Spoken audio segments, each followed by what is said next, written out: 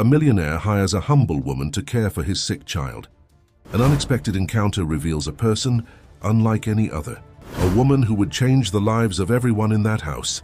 The fight for life turns a cold house into a home filled with hope. If this story interested you, don't forget to subscribe to our channel and let us know which city you're watching from. The imposing Thompson Mansion, located in the affluent neighborhood of Bel Air in Los Angeles, no longer emanated the same energy as before. The gardens, though impeccably maintained by a team of landscapers, seemed to have lost their natural luster.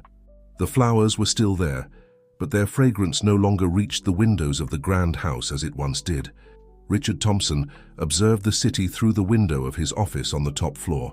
At 40 years old, he commanded one of the largest business conglomerates in the country, Thompson Corporation. His face, marked by deep circles under his eyes, reflected not only sleepless nights, but also the weight of the decisions he had to make. His fingers drummed restlessly on the mahogany desk while a pile of resumes awaited his review. "Mr. Thompson," his secretary's voice echoed through the intercom. "The next candidate is waiting." He sighed deeply before answering. "You can send her in, Regina." It was the 15th interview that week. All the previous candidates had impressive credentials: postgraduate degrees, international specializations, experience in major hospitals. But something was always missing. Something that Richard couldn't explain, but his instinct screamed was essential for taking care of Luke. The door opened, and Emily Harris entered. Unlike the other candidates, she didn't wear designer clothes or carry an executive briefcase. Her simple but well-kept dress and calm demeanor immediately caught Richard's attention. At 32 years old, Emily carried in her brown eyes a mixture of determination and gentleness that was impossible not to notice. "Please have a seat," Richard indicated the chair in front of him, observing as she settled in. "Your resume is different from the others I've received." Emily tucked a strand of brown hair behind her ear, maintaining a steady gaze. "I know I don't have the academic qualifications you must be looking for, Mr. Thompson, but I have something I consider more valuable: practical experience and true dedication." Richard leafed through the resume once more. "I see you cared for your brother for 15 years. "Yes," she replied, and her eyes shone with contained emotion. "My brother John was born with cerebral palsy. Our parents couldn't be present, so I took on the responsibility of caring for him. I learned every detail, every need, every small sign that his body and expressions conveyed." The businessman stood up, walking to the window again. The afternoon sun painted the Los Angeles sky with orange hues, creating elongated shadows between the buildings. "And where is your brother now?" "He passed away 2 years ago," Emily answered, her voice soft but firm. "But every moment I spent with him taught me more than any course could teach. I learned about patience, about unconditional love, about never giving up even when everything seems impossible." Richard turned to her, his eyes studying every detail of her expressions. "My son, Luke, his situation is complex. He needs specific care, constant attention. The doctors say his condition is delicate. Mr. Thompson," Emily stood up, taking a step towards the desk, "I'm not here just for a job. I saw in the newspapers about your son, and something touched me deeply. I know I can make a difference in his life, just as I did in my brother's life." Silence filled the room for a few moments. Richard could hear the ticking of the antique clock on the wall, a legacy from his father, marking each second of this crucial decision. "Mrs. Thompson, my mother is quite demanding," he commented, observing Emily's reaction. "She has strong opinions about who should care for Luke." "I understand," Emily responded with a serene smile, "and I respect that. But I ask only for a chance to prove my worth through my actions, not my diplomas." At that moment, Regina rushed into the room. "Mr. Thompson, excuse the interruption, but Luke is having a crisis. The current nurse isn't managing to calm him down." Richard paled, but before he could react, Emily was already on her feet. "May I help?" she offered, her voice conveying a calmness that contrasted with the urgency of the moment. Something in her gaze, in the way she remained composed even in the face of the emergency, made Richard nod. "Follow me," he said, quickly guiding her out of the office. As they climbed the stairs towards Luke's room, Richard realized that for the first time in a long time, he felt a glimmer of hope. Maybe, just maybe, Emily Harris was exactly who they needed in their lives. The sound of medical equipment grew louder as they approached the room, and Richard's heart raced with each step. What he didn't know was that this moment would mark the beginning of a profound transformation in their lives, far beyond what any of them could imagine. Luke's room was a mix of medical technology and frustrated attempts to create a child-friendly environment. The light blue walls contrasted with the modern equipment that monitored his vital signs. Untouched toys occupied shelves, silent witnesses to an interrupted childhood. Luke, at 8 years old, was agitated in the adapted hospital bed. His green eyes, identical to his father's, moved rapidly, while his limbs contracted in involuntary spasms. The current nurse, a middle-aged woman, was trying unsuccessfully to calm him down. Emily approached with soft steps, observing every detail of the boy. Without asking for permission, she began to hum softly a serene melody. Her voice, though not professional, carried a sweetness that filled the environment. It was "Over the Waves," a tune that used to calm her brother. "Hi, Luke," she whispered between the notes. "I'm Emily. May I hold your hand?" The boy didn't respond verbally. He couldn't, but his eyes fixed on her. Emily gently touched his hand, applying light pressure to specific points she knew well from her previous experience. "Breathe with me, little one," she continued, keeping her melodious voice. "Let's imagine we're like the waves of the sea. They come and go, come and go." Gradually, Luke's spasms began to decrease.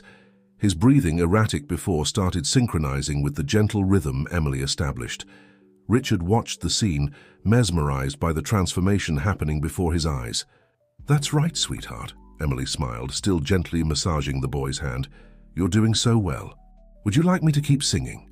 A small movement of Luke's fingers was his response.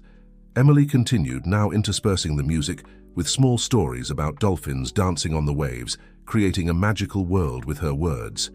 "What's going on here?" The authoritative voice of Mrs. Thompson cut through the moment like a sharp blade. The matriarch of the Thompson family, an elegant 65-year-old lady, stood at the door, her critical gaze assessing the scene. "Mother," Richard stepped forward. "This is Emily Harris, one of the candidates for the caregiver position. She was interfering without being hired," Mrs. Thompson completed, her lips compressed in disapproval. "Richard, we need to talk. In private." Emily maintained her position, still holding Luke's hand, who was beginning to show signs of restlessness again with the tension in the environment. "Mrs. Thompson," Emily spoke, her voice respectful but firm. "I know my attitude may seem hasty, but Luke needed immediate help. I apologize if I overstepped any boundaries." Mrs. Thompson raised a perfectly groomed eyebrow. "And I presume you have some formal qualification to deal with cases like my grandson's." "I have 15 years of practical experience, ma'am. Diplomas aren't always the only form of valid knowledge." Richard observed the exchange between the two women, noting how Luke remained surprisingly calm under Emily's touch. It was the first time since the accident that he had seen his son so tranquil during a crisis. "Mother," he intervened, "can we talk in the office? Emily, could you—" "Stay with Luke," she completed softly. "If you'll allow me, of course." Mrs. Thompson opened her mouth to protest, but Richard made a decisive gesture. "Please, stay with him while I talk to my mother." In the hallway, Mrs. Thompson couldn't contain her indignation. "Richard, you can't seriously be considering this. This woman. She doesn't have the necessary credentials. What will our acquaintances say?" "What matters to me is what I just saw in there," Richard replied, his voice carrying a firmness that surprised even himself. "It was the first time I've seen Luke calm down so quickly during a crisis." Inside the room, Emily continued her soft singing. Through the half-open door, they could see Luke with his eyes half-closed, almost smiling, an expression that hadn't appeared on his face for a long time. "She may have managed to calm him once," Mrs. Thompson argued, "but Luke needs professional care, not lullabies." "Mother," Richard ran his hand through the grey hair at his temples, "we've already interviewed 15 highly qualified professionals this week. None of them even got a reaction from Luke." The sound of a soft laugh, the first in months, escaped from the room, making both of them turn. Through the door crack, they saw Emily making small gestures with her hands, telling some story that kept Luke completely engaged. Mrs. Thompson observed the scene in silence, her face a mask of contradictory emotions. "Richard," she finally spoke, her voice softer, You're the father. The decision is yours. But don't say I didn't warn you if something goes wrong. Back in the room, they found Emily showing Luke a small trick with shadows on the wall, projecting the shape of a bird with her hands. The boy followed the movements with his eyes, completely fascinated. Emily, Richard called, making her turn. Can we discuss the terms of the contract tomorrow? The smile that lit up her face was genuine, but it was the small pressure of Luke's fingers on her hand that confirmed this was the right decision. That night, as Richard watched his son sleep peacefully for the first time in months, he couldn't imagine how that decision would change their lives forever. In the hallway, Mrs. Thompson remained silent, her concerns wrestling against the undeniable transformation she had witnessed that afternoon. Emily's first week at the Thompson mansion brought subtle but significant changes. Luke's room, previously dominated only by the monotonous sound of medical equipment, began to take on a life of its own. Emily had asked permission to make small alterations, and Richard, though hesitant, agreed.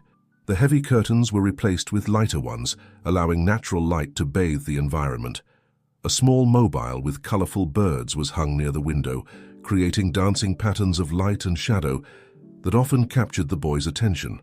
Every stimulus is important, Emily explained to Richard on a sunny morning, while adjusting Luke's position in the special bed. His world can't be limited to these four walls. Richard observed her actions attentively, noticing how each movement was calculated, yet caring. How did you learn all this? With John, my brother, she replied, her skilled fingers gently massaging Luke's tense arm muscles. I learned that the body speaks, even when the voice can't. You just need to know how to listen. At that moment, Mrs. Thompson entered the room, carrying a folder of documents. Her critical gaze swept over the modified environment, lingering on the new decorations. This looks more like a child's room than a treatment unit, she commented, her voice carrying a note of disapproval. And Luke is a child, ma'am, Emily responded serenely, without interrupting the massage. One who needs special care, yes, but still a child. Luke, who usually tensed up with his grandmother's presence, remained relaxed under Emily's care. His green eyes followed the movement of the birds on the mobile, while his fingers made small rhythmic movements, accompanying the soft music playing on the small radio Emily had brought. Richard, Mrs. Thompson called, we need to resolve some company issues. The shareholders are waiting for a position on the new project. Not now, Mother, he replied, without taking his eyes off his son. I'm observing the physiotherapy session. Since when do you take an interest in... Her phrase was interrupted by an unexpected sound, a small laugh from Luke, provoked by Emily, who was gently tickling his feet during the exercises. That's it, sweetheart, Emily encouraged. Your feet are more flexible today. Can you feel the movement? Richard approached the bed, amazed. He's responding more? A little bit more each day, Emily confirmed, guiding Richard's hand to feel the difference in his son's musculature. See how the tone is improving here. Richard's hesitant touch transformed into something more confident under Emily's guidance. She patiently showed how to identify areas of tension, how to do appropriate massages, how to interpret Luke's different expressions. Mrs. Thompson remained at the door, her expression oscillating between skepticism and curiosity. She observed how her son, always so distant and formal, began to demonstrate a gentleness she hadn't seen in a long time. Mr. Thompson, Emily spoke softly, how about you continue the massage while I prepare the bath? Luke responds very well to familiar touch. I don't know if I can do it right, Richard hesitated. Trust me, she smiled, guiding his hands. It's like a dance, gentle but firm. Luke will guide you. To everyone's surprise, especially Mrs. Thompson's, Richard began to hum softly while massaging his son's feet.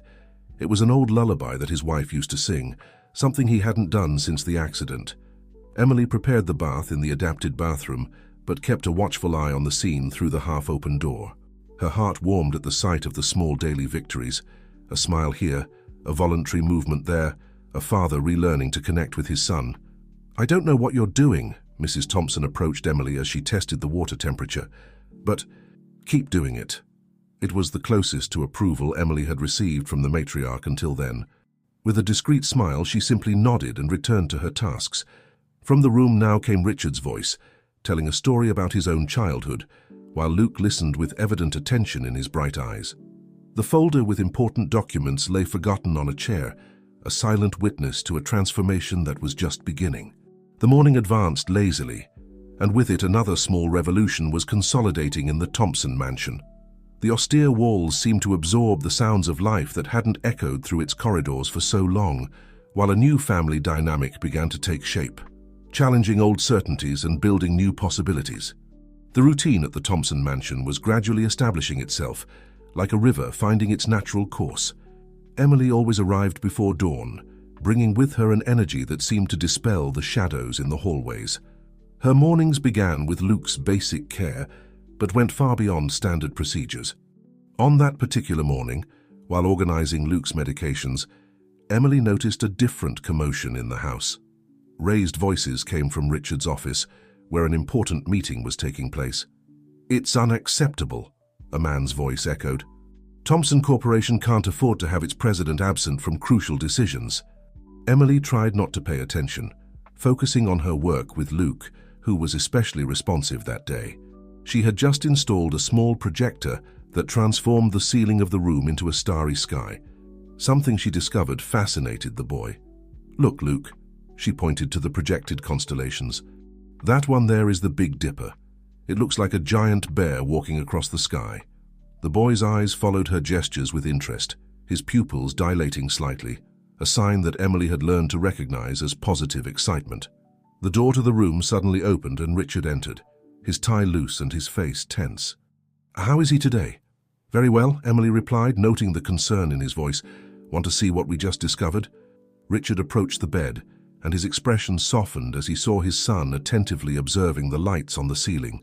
"This is—" "Richard," Mrs. Thompson's voice interrupted the moment. "The investors are still waiting." Emily noticed the conflict in Richard's eyes, the desire to stay against the need to leave. "Mr. Thompson," she spoke softly, "why don't you show Luke your favorite constellation before you go back? It'll only take a minute." Richard hesitated, then sat on the edge of the bed. With gestures uncertain at first, he began to point to the projected stars, recalling long-forgotten knowledge of astronomy. Luke followed each movement, his breathing regular and calm. "Mr. Thompson," a man in a suit appeared at the door. "The board—" "Give me a moment," Richard responded firmly, without taking his eyes off his son. "I'm in the middle of something important."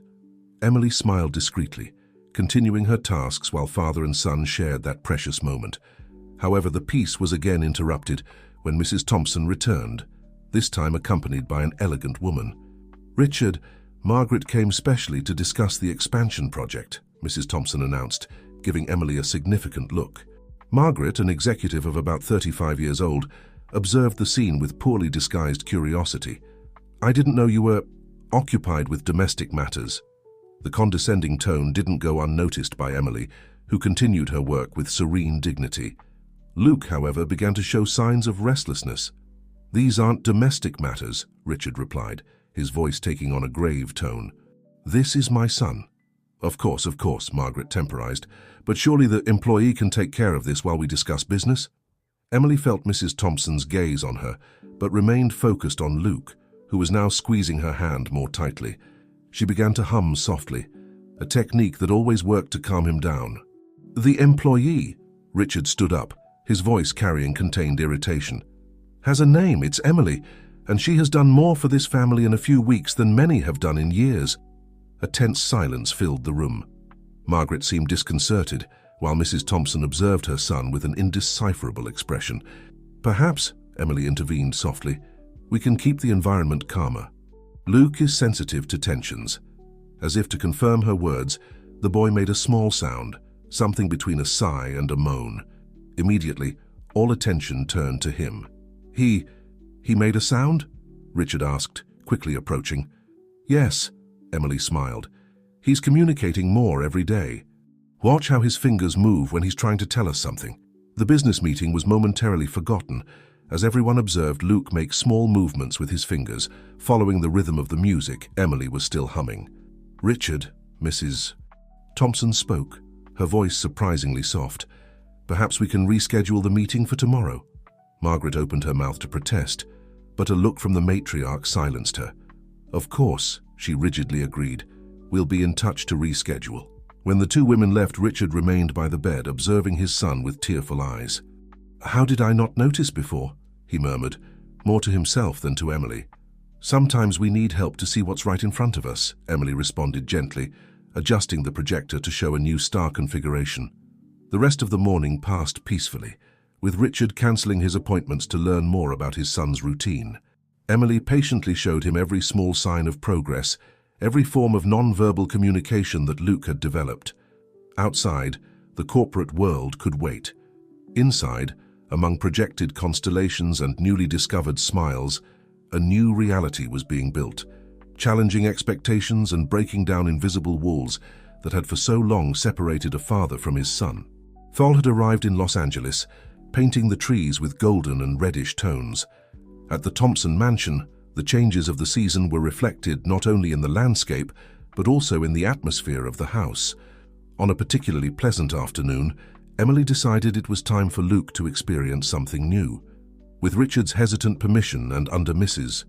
Thompson's watchful eye, she prepared the boy for his first outing to the garden since the accident.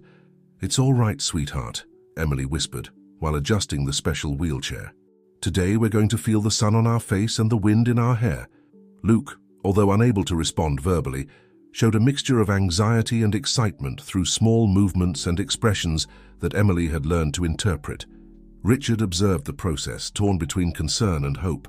"Are you sure it's safe, Emily? What if he catches a cold or—" "Mr. Thompson," she gently interrupted, "being confined isn't healthy for anyone, especially a child. The fresh air and change of environment will do Luke good. Trust me." Mrs. Thompson, who had remained silent until then, approached. "Richard is right to be concerned. Perhaps we should call Dr. Oliver to supervise this excursion." Emily took a deep breath, maintaining her calm. "Mrs. Thompson, I respect your concern, but Luke isn't made of porcelain. He's strong. Stronger than everyone thinks. This outing is an important step for his recovery, not just physical but emotional." To everyone's surprise, it was Luke who answered. His arm moved slightly, his hand seeking Emily's. His eyes, always expressive, fixed on the door leading to the garden. "See?" Emily smiled. "He's telling us he wants to go." Richard, seeing the determination in his son's eyes, nodded. "Let's do this." The small group headed to the garden. Emily pushed Luke's chair carefully, while Richard walked beside them, alert to any sign of discomfort. Mrs. Thompson followed close behind, her rigid posture betraying her apprehension. As they crossed the threshold, the autumnal sun greeted them with a welcoming warmth. Luke blinked several times, adjusting to the intense natural light. His face, previously pale, began to gain a slight flush. "Look, Luke," Emily pointed to a nearby tree. "See how the leaves are changing color? That's fall arriving." Richard watched in wonder at his son's reactions. Each movement of Luke's eyes, each small muscle contraction in response to stimuli was like a small victory.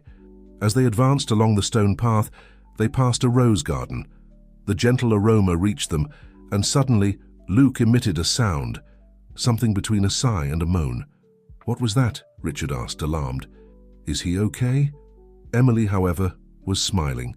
"More than okay, Mr. Thompson. I think we just awakened a memory." She knelt down, getting to Luke's eye level. "It's the roses, isn't it? You remember them?" The boy's eyes were shining, fixed on the flower bed. Richard, following his son's gaze, felt a lump in his throat.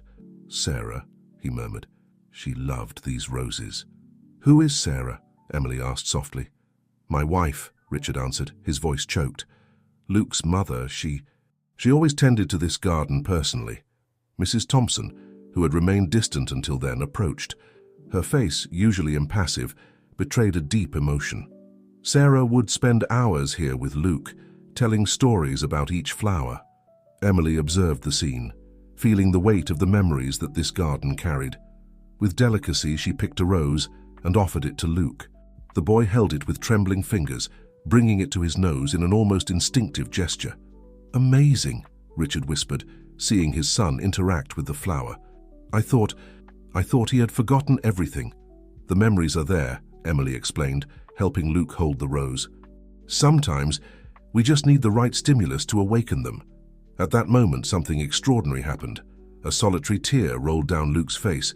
It wasn't a tear of pain or discomfort, but of pure emotion. Richard, seeing this, couldn't contain his own tears.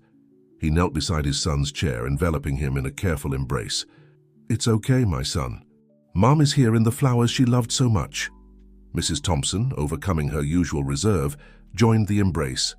For a few minutes, time seemed to stand still in the Thompson garden.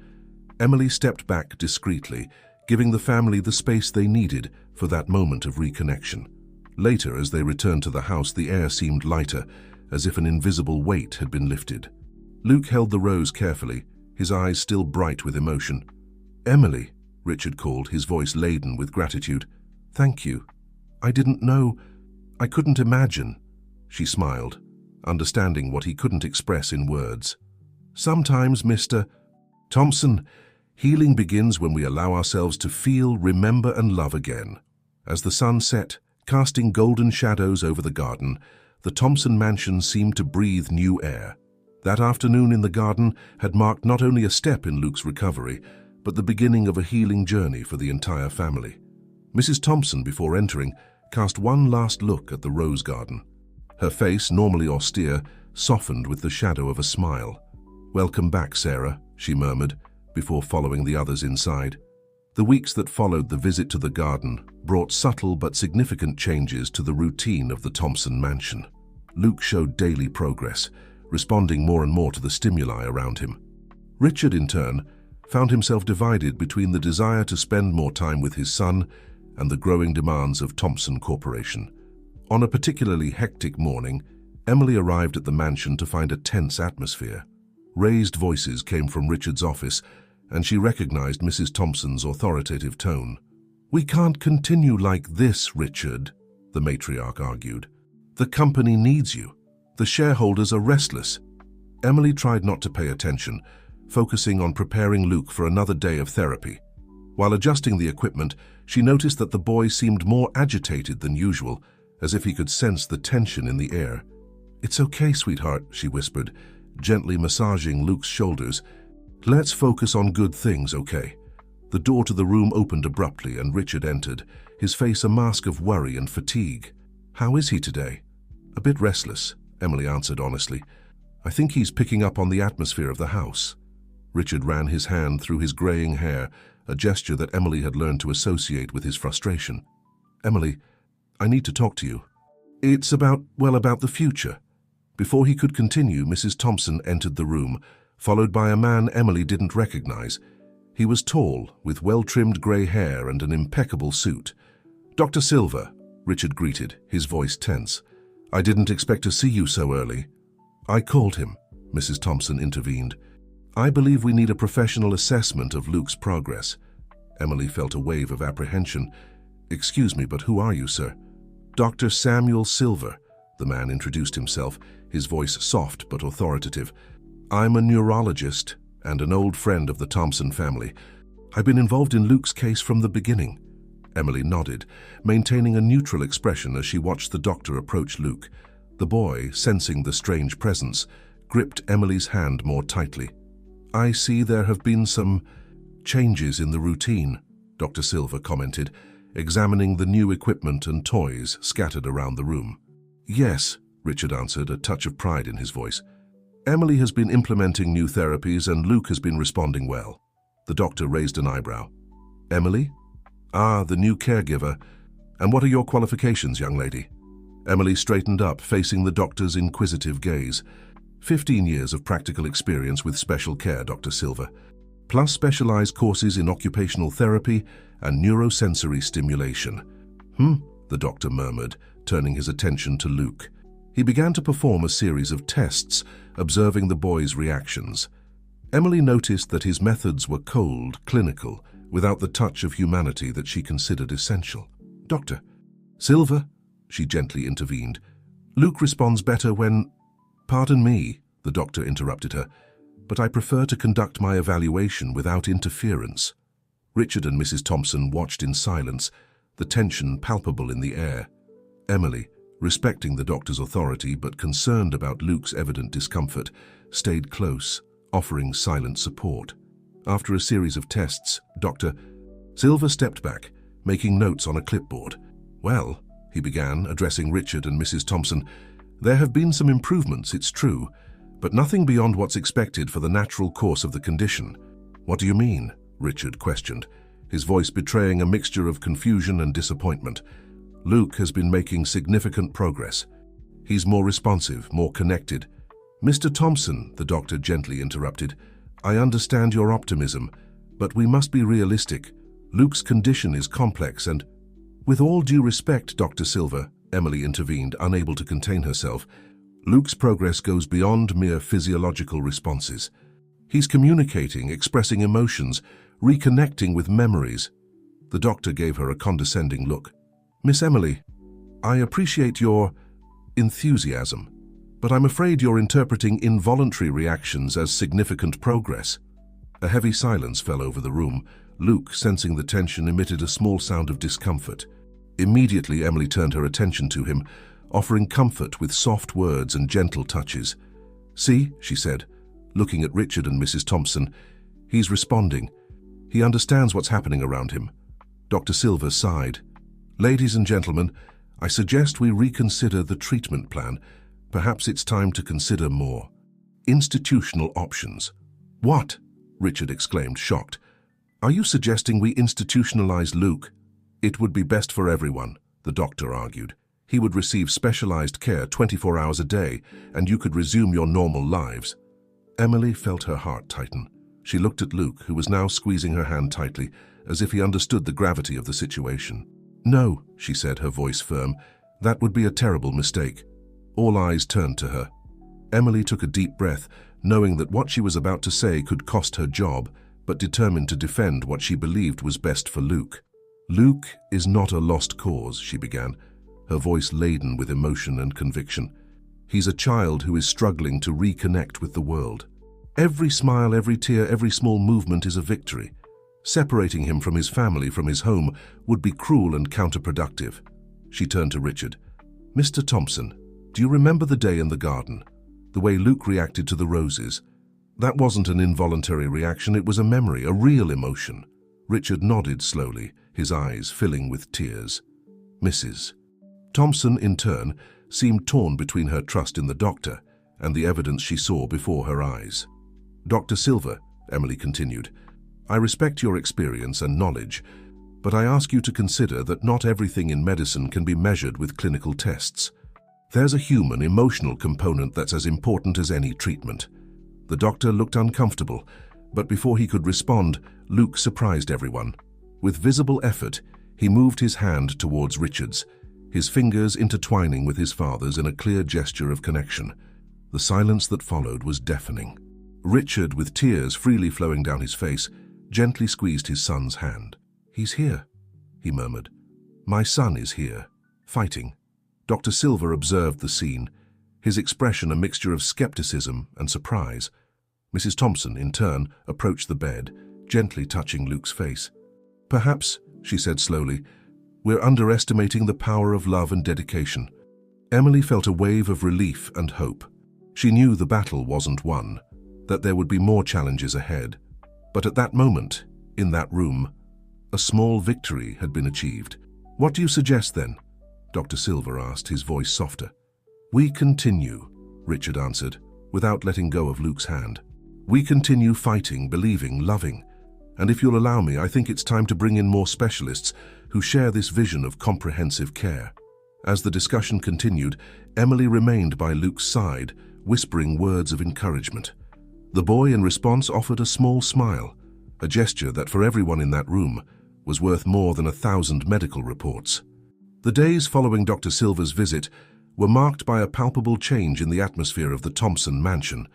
Richard, driven by renewed determination, immersed himself in research on alternative treatments and innovative therapies.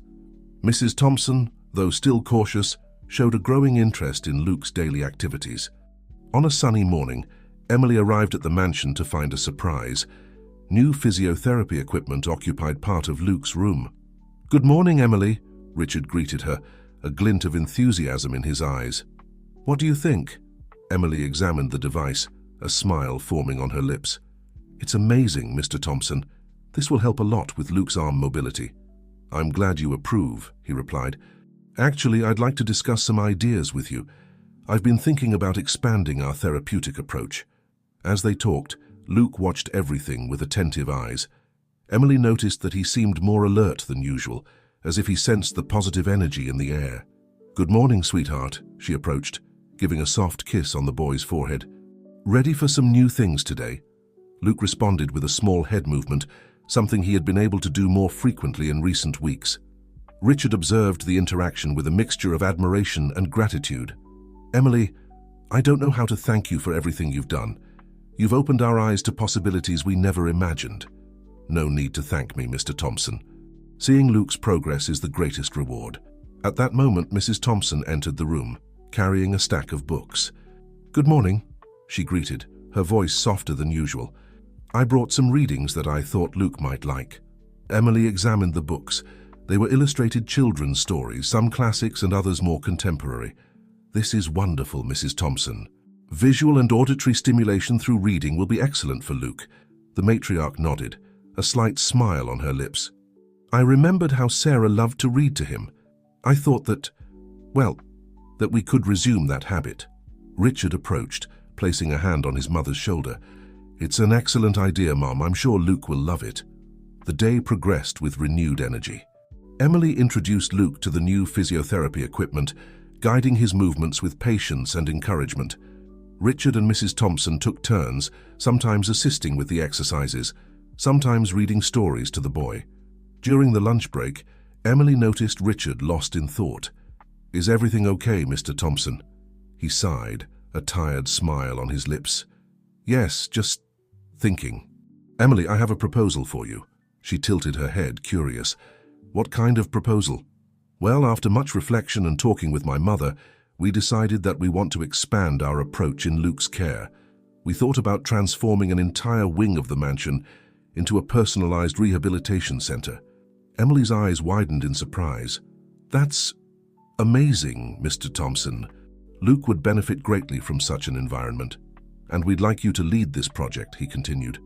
"Your experience, your dedication. We want you to be more than a caregiver. We want you to be the coordinator of Luke's entire rehabilitation program." Emily felt momentarily speechless. It was an opportunity beyond her boldest expectations. I don't know what to say, Mr. Thompson. It's an enormous responsibility." "We know that," Mrs. Thompson intervened, joining the conversation. "But we also know that there's no one more qualified or dedicated than you to take on this role. We would have a multidisciplinary team," Richard explained. "Physiotherapists, speech therapists, occupational therapists, but you would be the link between all of them and Luke. You know him better than anyone now." Emily took a deep breath, feeling the weight of the decision. Can I think about it for a bit?" "Of course," Richard nodded. "Take all the time you need." The rest of the day passed in a whirlwind of activities and emotions. While guiding Luke through his exercises and therapies, Emily couldn't help but think about the proposal. It was a unique opportunity, not just for her, but for Luke and for others who could benefit in the future. At the end of the afternoon, while preparing Luke for bed, she noticed something different in his eyes, a spark of determination that wasn't there before. "What is it, sweetheart?" she asked softly. "It seems like you want to tell me something." To her surprise, Luke slowly moved his hand, pointing to her and then to himself, in a clear gesture of "you and me." Emily felt tears forming in her eyes. "You want me to stay? To keep taking care of you?" The boy blinked once, deliberately, the signal they had established for yes. At that moment, all of Emily's doubts dissipated. She knew exactly what her answer would be. Later, she found Richard and Mrs. Thompson in the living room. "I accept," she said simply. Both their faces lit up. "Are you sure?" Richard asked. Emily nodded, a determined smile on her face. "Absolutely. Luke showed me today that we still have a lot of work ahead of us, and I want to be here for every step of that journey." Mrs. Thompson, in a rare gesture of affection, approached and hugged Emily. "Welcome officially to the family, my dear." As the three discussed the next steps and plans for the future, Emily felt a wave of hope and purpose. The path would be long and challenging, but she knew that together they could achieve miracles. Upstairs in his room, Luke slept peacefully, a slight smile on his lips as if he knew better days were coming. The following months brought a remarkable transformation to the Thompson mansion. The East Wing, previously a set of rarely used guest rooms, had become a state-of-the-art rehabilitation center. Modern equipment shared space with sensory therapy areas, a small heated pool for hydrotherapy, and even an indoor therapeutic garden. Emily, now officially the coordinator of Luke's rehabilitation program, moved through the new space with a mixture of pride and determination. Her routine, previously focused exclusively on Luke, now included supervising a multidisciplinary team and constantly seeking new therapeutic approaches. On a spring morning, while guiding Luke through a physiotherapy session in the pool, Emily noticed Richard observing them from the edge, a discreet smile on his lips. "Good morning, Mr. Thompson," she greeted, helping Luke stay afloat with the help of special equipment. "Would you like to join us?" Richard hesitated for a moment, then nodded. "Why not? I think it's time for me to get more directly involved in the therapies." As he prepared, Emily whispered to Luke, "See, your dad is going to swim with us today. Isn't that exciting?" Luke's eyes sparkled in response, and a small sound escaped his lips, something that could be interpreted as a contained laugh. With Richard in the water, the session gained new dynamism. Emily guided father and son through simple but effective exercises designed to improve Luke's mobility and strength. "Amazing how water facilitates movement," Richard commented, marveling at seeing Luke move his arms with more freedom than usual. "That's why hydrotherapy is so effective," Emily explained. "The water offers gentle resistance, but also support. It's perfect for cases like Luke's." As they worked, Mrs. Thompson entered the environment, accompanied by a woman Emily didn't recognize. "Good morning, everyone," the matriarch greeted. "I hope I'm not interrupting. I'd like to introduce Dr. Camila Vasquez. She's a specialist in neuroplasticity and is interested in Luke's case." Emily and Richard exchanged surprised but receptive looks. After the initial introductions, Dr. Camilla was invited to observe the session. "Fascinating," she commented, attentively observing the interactions between Emily, Richard, and Luke. "Your approach is much more holistic than I usually see in similar cases."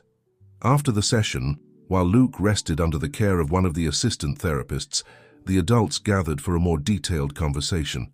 "The work you're doing here is truly remarkable," Dr. Camilla began, "especially considering Luke's initial prognosis." "We've been blessed with constant progress," Emily responded modestly. "Luke is a fighter," the neurologist nodded. "No doubt. But the environment you've created, the dedication, all of this makes an enormous difference. Actually, I'd like to propose something if you're open to it." Richard leaned forward, interested. "We're always open to new ideas, Doctor." "Well, I'm conducting research on non-invasive brain stimulation in cases similar to Luke's. The preliminary results have been very promising. I'd like to include Luke in the study, if you agree." A thoughtful silence fell over the group. Emily was the first to break it. "What kind of stimulation exactly?" "Doctor." Camilla explained the procedure in detail, emphasizing its non-invasive nature and the potential benefits. "Of course, I understand it's an important decision. I don't expect an immediate answer." Richard looked at Emily, seeking her opinion. She took a deep breath before responding. "I think it's worth considering seriously, but I'd like to research more about it. Maybe talk to other specialists." "I agree," Mrs. Thompson surprised everyone with her intervention. "Luke has already surpassed so many expectations. If there's a chance to help him even more, we should explore it." The meeting continued for some time, with Dr. Camilla answering a series of questions and providing more information about the research. In the end, it was agreed that they would make a decision in the coming weeks after careful analysis. Later that day, Emily found Richard in the garden, contemplating the sunset. "What are you thinking about, Mr. Thompson?" He smiled tiredly. "About how our life has changed in recent months, about how I've changed." Emily nodded understandingly. "Changes aren't always easy, but sometimes they're necessary. You know," Richard continued, "before the accident I barely had time for Luke. I was always busy with the company, with business. Now," he paused, emotional. "Now, I can't imagine a day without being involved in his life." "You're a wonderful father," Emily said softly. "Luke feels that, I'm sure." Richard turned to her, his eyes shining with unshed tears. "And you, Emily, have been our guiding light on this journey. I don't know what we would have done without you." Emily felt a lump in her throat. "It's an honor to be part of this, Mr. Thompson," Luke, this entire family. You've changed my life too." They stood there side by side, watching the sky tinge with pink and golden hues. The future was still uncertain, with new challenges and important decisions to be made. But at that moment, there was a sense of peace and hope hovering over the Thompson mansion. Inside the house, Luke slept peacefully, his face serene as it hadn't been seen in a long time. In his dreams, he ran through verdant fields, free and happy, and when he woke up he knew he would be surrounded by people who loved him unconditionally, ready to help him transform these dreams into reality. The metamorphosis of the Thompson family was far from over, but each day brought new possibilities, new reasons to believe in the miracles of love and dedication.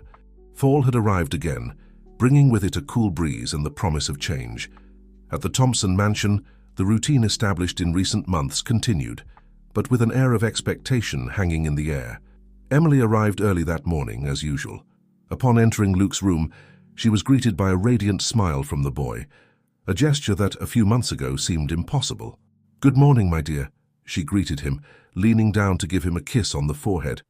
"Ready for another day full of adventures?" Luke responded with a small affirmative movement, his eyes shining with anticipation. Emily couldn't help but notice how he seemed more alive, more present with each passing day. While helping Luke with his morning routine, Emily reflected on the decision the family was facing. Dr. Camilla's proposal to include Luke in her non-invasive brain stimulation study had been the topic of many discussions in recent weeks. Richard entered the room, looking tired but determined. "Good morning, Emily. How's our champion today?" "Excited as always," she replied with a smile. "I think he senses that something important is about to happen." Richard nodded, sitting on the edge of Luke's bed. "Son, we have an important decision to make today, but I want you to know that no matter what we decide, we're all here for you." Luke looked intensely at his father, then at Emily, as if trying to communicate something. Emily, who had become an expert at interpreting the boy's subtle expressions, leaned in. "Luke, do you want to tell us something about this?" To both their surprise, Luke made a visible effort and managed to raise his hand, touching his own chest first and then pointing to the window. Richard looked at Emily, confused. "What does that mean?" Emily smiled, understanding. "I think he's saying he wants to try, that he's ready to take the next step." Richard's eyes filled with tears. "Is that right, son? Do you want to participate in Dr. Camilla's study?" Luke blinked once, firmly, the signal they had established for yes. At that moment, Mrs. Thompson entered the room bringing a tray with breakfast. Seeing the emotional scene before her, she stopped. "What's happening?" Richard stood up, wiping his eyes. "Mom, I think we just got our answer. Luke wants to try the new treatment." Mrs. Thompson set the tray on a nearby table and approached the bed. "Luke, my dear, are you sure? It's a very important decision." To everyone's surprise, Luke made an even greater effort and managed to emit a sound. It wasn't a clear word, but it was unmistakably an attempt to say yes. The room fell silent for a moment, everyone processing what had just happened.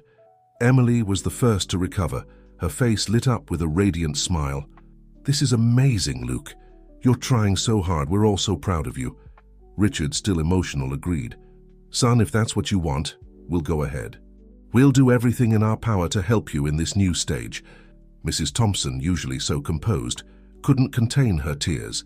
She leaned down and kissed her grandson's forehead. "My brave boy, you surprise us every day." The rest of the morning was dedicated to preparations. Richard made a series of calls, including one to Dr. Camilla, informing her of the decision. Emily worked with Luke on vocalization exercises, encouraged by the unexpected progress. In the afternoon, the family gathered in the garden, the place that had become a symbol of rebirth for all of them. Luke was in his adapted chair, surrounded by his loved ones.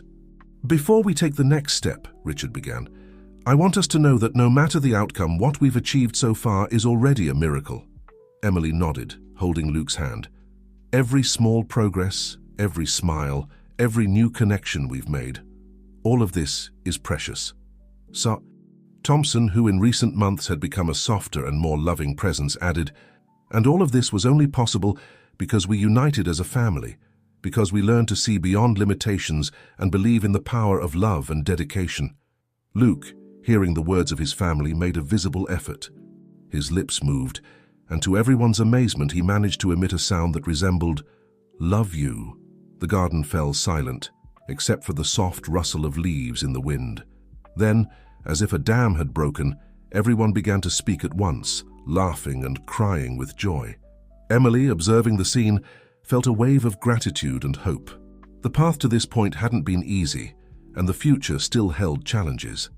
But at that moment, surrounded by the love of this family that had become her own, she knew they would face any obstacle together. As the sun began to set, painting the sky with shades of orange and pink, the Thompson family remained in the garden, united not just by blood, but by a shared journey of overcoming and unconditional love. The future, with its uncertainties and possibilities, awaited, but for now they celebrated the present, each small victory, each precious moment together. And at the center of it all was Luke, the boy who, against all expectations, continued to teach everyone the true meaning of courage, perseverance, and love. Winter had come to Los Angeles, bringing with it an atmosphere of renewal to the Thompson mansion. The start of Luke's experimental treatment with Dr. Camilla had brought a new wave of hope and expectation for everyone. On a cold July morning, Emily arrived at the mansion to find an unusual commotion. Richard was on the phone in the hallway, his excited voice echoing off the walls. Yes, I understand. This is incredible. Thank you, Dr. Camilla. We'll see you soon." Seeing Emily, Richard hung up the phone, a broad smile on his face. "Emily, I'm glad you're here. We have exciting news." "Good morning, Mr. Thompson," she replied, curious. "What happened?" Before Richard could answer, Mrs. Thompson appeared, her normally austere face lit up with a smile. "Ah, Emily, dear, come. Luke is eager to see you." Intrigued, Emily followed the two to Luke's room. Upon entering, she was greeted by a sight that made her heart leap. Luke was sitting up in his bed, more erect than she had ever seen him, a tablet in his hands. "Luke!" she exclaimed, quickly approaching. "What's going on here?" The boy raised his eyes, a genuine smile on his lips. With slow but deliberate movements, he touched the tablet screen. A synthesized voice filled the room. "Good morning, Emily. I'm happy to see you." Emily felt tears forming in her eyes. "Oh my God, Luke, you're communicating through the tablet?" Richard approached, placing a hand on Emily's shoulder. "Dr. Camilla called this morning. The latest tests showed significantly increased brain activity in the language and motor control areas. She suggested we try an assistive communication device. And as you can see," Mrs. Thompson added, her voice choked with emotion. Luke picked it up quickly. Emily sat on the edge of the bed, watching in wonder as Luke navigated the app on the tablet, selecting words and phrases. "This is amazing, Luke," she said, gently holding the boy's free hand. The multidisciplinary team, led by Emily, worked tirelessly to adapt Luke's rehabilitation program to his new communication ability. Occupational therapists focused on improving Luke's manual dexterity so he could use the tablet more efficiently. Speech therapists intensified vocalization exercises, hopeful that digital communication might eventually lead to speech. A week after the introduction of the tablet, Emily found Richard in the office, immersed in papers and catalogues. "Mr. Thompson," she called softly, "is everything okay?" Richard looked up, seeming simultaneously exhausted and excited. "Ah, Emily. Yes, actually, I'm planning some changes." She approached, noticing that the papers were architectural plans of the mansion. "What kind of changes?" "I'm thinking of expanding the rehabilitation center," he explained. "Not just for Luke, but, for other children too." Emily felt her heart race at the possibility. "You mean—" "Yes," Richard confirmed, a determined gleam in his eyes. "I want to transform part of the mansion into a treatment center for children with conditions similar to Luke's. Children whose families might not have the resources we do." "That's incredible, Mr. Thompson," Emily responded, moved. "We can help so many people. And I'd like you to lead the project," he continued. "No one understands better than you what these children and their families need." Emily was speechless for a moment, overwhelmed by the magnitude of the proposal. "It would be an honor, Mr. Thompson. But are you sure?" "Absolutely," he smiled. "You've transformed our lives, Emily. It's time we extend that transformation to others." That night, the family gathered in the winter garden, now heated and comfortable. Luke was in his chair, the tablet in his lap, surrounded by those who loved him. "Luke," Emily began softly, "your father has an idea he'd like to share with you." Richard explained the plan for the expanded rehabilitation center, closely observing his son's reactions. When he finished, Luke began to touch the tablet screen enthusiastically. The synthesized voice echoed, "I want to help. I can talk to other children, show that it's possible." Mrs. Thompson, who had listened in silence, finally spoke. "I'm proud of all of you. This family, we've grown so much."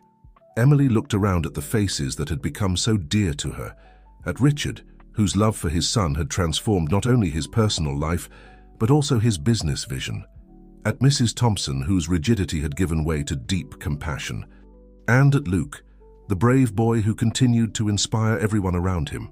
"Well," she said, her voice laden with emotion and determination, "it looks like we have a lot of work ahead of us."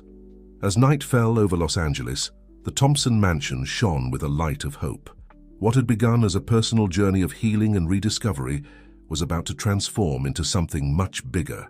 A beacon of hope for families facing similar challenges. And at the center of it all was Luke, the boy who, against all expectations, had not only found his voice but was ready to use it to inspire and help others. The future, once uncertain and frightening, now seemed full of infinite possibilities. Spring arrived in Los Angeles, bringing with it not only the blossoming of flowers, but also the realization of a dream. The Thompson Rehabilitation and Support Center, affectionately nicknamed TRSC by the staff, officially opened its doors on a sunny September morning. Emily, now the center's director, watched with a mixture of pride and nervousness as the first families arrived. The mansion's former garden had been transformed into a welcoming reception area, with access ramps and cheerful, stimulating decor. "Everything is perfect," Richard's voice sounded behind her. "You've done an incredible job, Emily." She turned, smiling. "We did it, Mr. Thompson. All of us." Luke, in his motorized wheelchair, one of the latest acquisitions that gave him more independence, approached, his tablet firmly attached to the armrest. With a few skilled touches, he communicated, "I'm excited to meet the other children." "And they're eager to meet you, sweetheart," Emily responded, affectionately adjusting the boy's hair. "You're our inspiration, you know that, don't you?" A slight blush colored Luke's cheeks, and he smiled shyly. Mrs. Thompson joined the group, her elegant posture contrasting with the emotional gleam in her eyes. "I never imagined we'd see this day," she commented, her voice soft. "I'm so proud of all of you." The first weeks of TRSC's operation were intense and exciting. Children with various conditions, from cerebral palsy to traumatic injuries, began their treatments. The holistic approach initially developed for Luke proved effective for many other cases.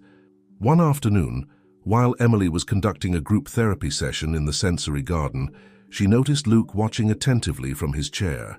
With a gesture, she invited him to join the circle.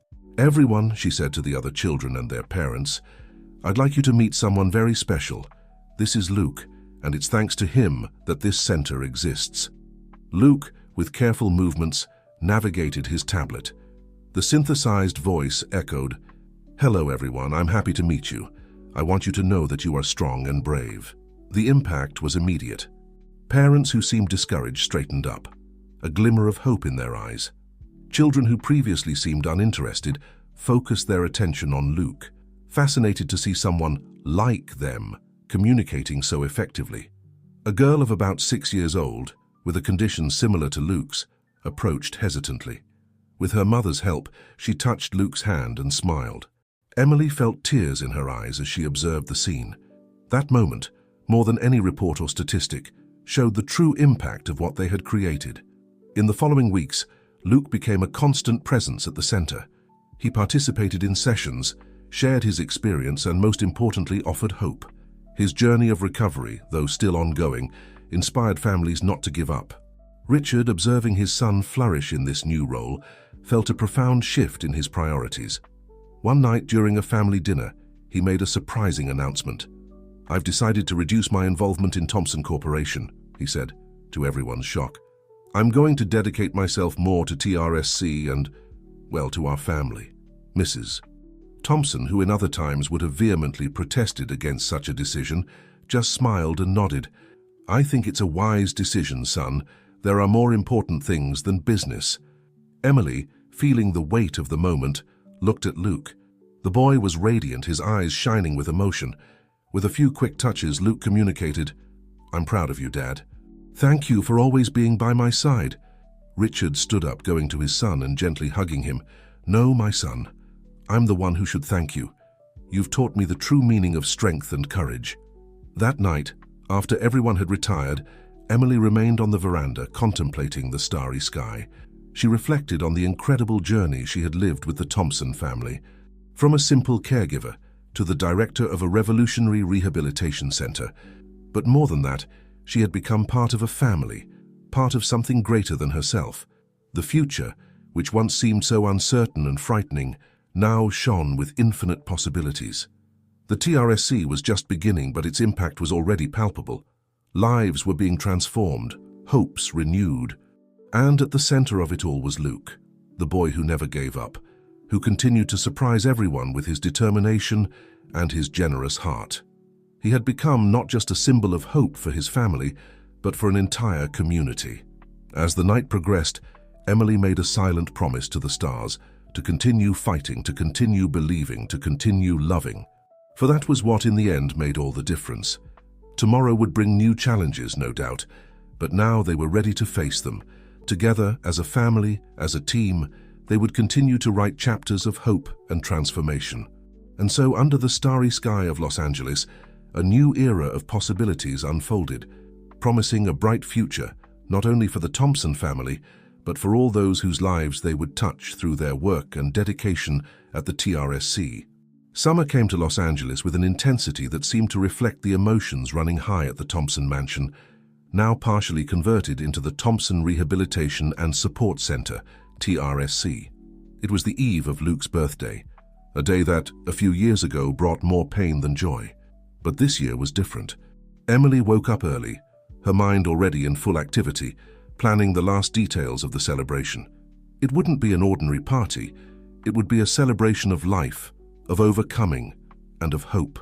Upon arriving at the mansion, she was greeted by an anxious Richard. "Emily, I'm glad you're here. Luke is different today, more agitated. I think he's trying to tell us something." Intrigued, Emily followed Richard to Luke's room. The boy was sitting in his bed, his eyes shining with unusual intensity. As soon as he saw Emily, he began to touch his tablet frenetically. The synthesized voice echoed, "Emily, Dad, I want to try something today, something big." "What is it, sweetheart?" Emily asked, sitting beside him. More touches on the tablet. "I want to try to stand up alone." The silence that followed was laden with emotion. Richard, pale, looked at Emily for guidance. Emily took a deep breath, her heart racing. "Luke, are you sure? It's a very big step. We don't want you to get hurt." Luke nodded vigorously, his eyes determined. More touches. "I know I can. I feel it. Please trust me." Richard approached, kneeling beside the bed. "Son, if that's what you want, we'll try. But with all the care in the world, okay?" The preparations for this unexpected attempt took all morning. The TRSC team was mobilized, support equipment was brought in, and Mrs. Thompson was informed, arriving in minutes, her usual composure shaken by the news. By early afternoon, everything was ready. The winter garden, now transformed into a therapy area, was chosen as the location for the attempt. The large windows let in the golden light of the summer sun, creating an almost magical atmosphere. Luke was carefully positioned between two parallel bars, designed to offer support. Emily and Richard were on each side, ready to help. Mrs. Thompson watched closely, her hands clasped in a gesture of silent prayer. "Ready, Luke?" Emily asked softly. The boy nodded, his eyes fixed on the space in front of him. With visible effort, he began to move his legs. The first movements were shaky, uncertain, but then something incredible happened. With a determination that left everyone breathless, Luke raised himself up. His legs were shaking with the effort, but he was standing, alone. "Oh my God," Richard murmured, tears freely flowing down his face. Emily, fighting back her own tears, stayed focused. "That's it, Luke. You did it. Now slowly, try to take a step." With intense concentration, Luke moved his right leg. It was a small movement, almost imperceptible, but it was a step, and then another, and another. Mrs. Thompson sobbed openly, her composure completely forgotten. "My boy, My brave boy, Luke continued, each step a battle, each movement a victory. When he reached the end of the parallel bars, he stopped, exhausted but radiant. At that moment, something even more extraordinary happened. Luke opened his mouth and, with a Herculean effort, emitted a sound. It wasn't a clear word, but it was unmistakably his voice, hoarse from disuse but full of emotion. "Lou, you!" The silence that followed was deafening, and then, as if a dam had broken, the room exploded with emotion. Richard ran to embrace his son, carefully supporting him. Emily joined the hug, her tears of joy mixing with those of Luke and Richard. Mrs. Thompson, trembling with emotion, enveloped them all in her arms. At that moment, they were no longer just a family and a caregiver. They were a unit, united by a journey of love, perseverance, and miracles. Later, when the initial emotion had calmed and Luke was resting, exhausted but happy, the family gathered on the veranda. "This changes everything," Richard said, his voice still choked. "The potential for recovery, it's incredible." Emily nodded, her mind already working on the implications.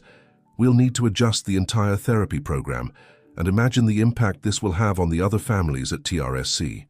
Mrs. Thompson, who had remained silent, finally spoke. "You know, for years I wondered why this happened to our family. Now I understand. It wasn't a punishment. It was a calling." Richard looked at his mother, surprised by the depth of her words. "A calling for us to make a difference," she continued. "To transform our pain into something positive, something that can help others." Emily felt a wave of emotion upon hearing these words. "Mrs. Thompson, I couldn't agree more. What we've built here, it's just the beginning." As the sun set, painting the Los Angeles sky with shades of pink and gold, the Thompson family and Emily remained on the veranda, their hearts full of gratitude and hope. The future, which once seemed so bleak, now shone with infinite possibilities. Luke in his room slept peacefully, a slight smile on his lips. His birthday, yet to come, would not just be a celebration of another year of life, but a milestone of rebirth, not only for him, but for all those around him. And so, with TRSC flourishing and Luke taking his first steps, both literally and metaphorically, towards a bright future, the story of the Thompson family entered a new chapter. A chapter of hope, of overcoming, and above all of the transformative power of unconditional love.